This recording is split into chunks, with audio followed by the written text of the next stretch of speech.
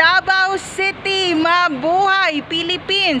So ngayon nandito ako sa street ng Ecoland, Davao City, Mindanao, and marami naman tayong mai-explore nito, and sobrang nalulungkot ako kasi pabalik na naman ako ng Manila.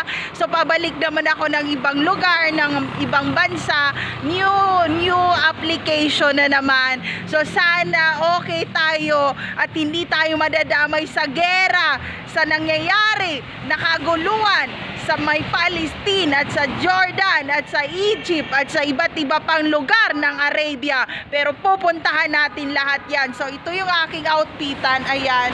So gamit ko yung aking itong shoes na to, ayan, nakikita nyo ba? Hindi ako pwede mawala ng trabaho, hindi ako pwedeng huminto sa pag-YouTube na to dahil hindi pa tayo umabot ng 1 million subscriber. So ito yung tinali ko lang yung buhok ko ganyan. So ito yung aking outfitan. Malayo pa pupuntahan natin. Ngayon pupunta tayo ng Davao to Jensan, and Jensan to Davao, and Davao to Cagayan, and Cagayan to Manila.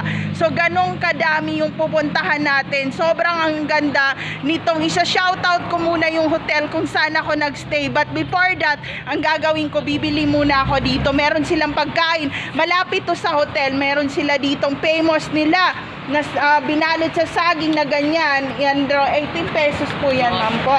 Tapos ito, ayan. So, ayan yung mga pagkain nila. Malapit to dito sa hotel. Shoutout po sa inyo. Taga saan po? Taga Davao kami. Davao. Saan po sa Davao? Duha San Rafael. Sa may San Rafael po. Kayo po?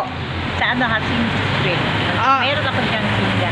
Okay, mga vendors sila dito to sa labas ng lumang mga establishment ng mga Chinese community dito sa Davao.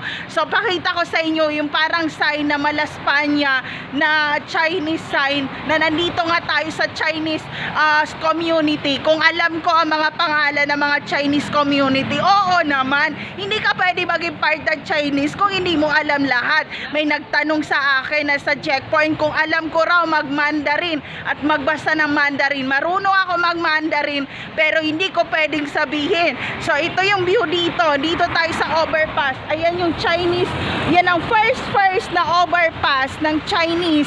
Dapat naka-camera ngayon. Next time camera tayo. Yung overpass na yan, overpass yan ng Chinese yan. Bakit hindi niya nilagyan ng hagdan? Kasi nga, nung unang panahon, inaakyat nila yan na parang aakyat lang sila doon. Maya-maya, nandun na sila sa overpass. And then, nagkaroon ng away ang albatros at mockingbird. Kaya nagkagulo, kaya medyo magulo ang Chinese community. So, kung kayo ay Kung Fu Panda or Black Belter Karate, alam nyo na kung sinong kalaban sa Luzon, Visayas, Mindanao, and International. So, ito yung Chinese community. Itong hotel kung saan ako nagstay, dito nagkakasino ang lola ko na namatay na nakremate na sa COVID. So ngayon, mamaya na ako bibiling pagkain. Pakita ko sa inyo. So Chinese community yan. Pakita ko sa inyo yung hotel kung saan siya nagkakasino. Doon ako nagstay, doon ako nagstay. So pinapakiramdaman ko, and then ang kaluluwa ng lola ko, kasi pag nakremate yan, dadali nila yung mga abo. Tapos yung abo, inahabol yun ng kaluluwa ng tao. Hanggang hindi yun ililibing, buhay pa rin yung kaluluwa ng tao kahit patay na yung katawan.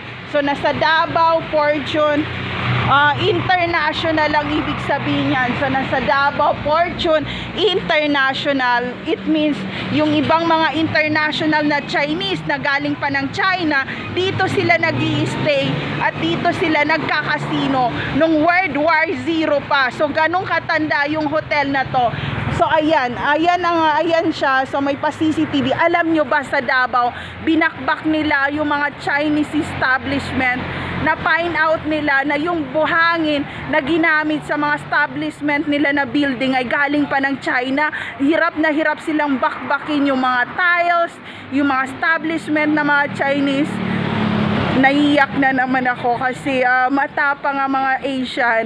Asian is so brave and strong people, but the worst is talagang inaabsorb ang kanilang energy to do a dark side of the situation. So shout out to Fortune Hotel.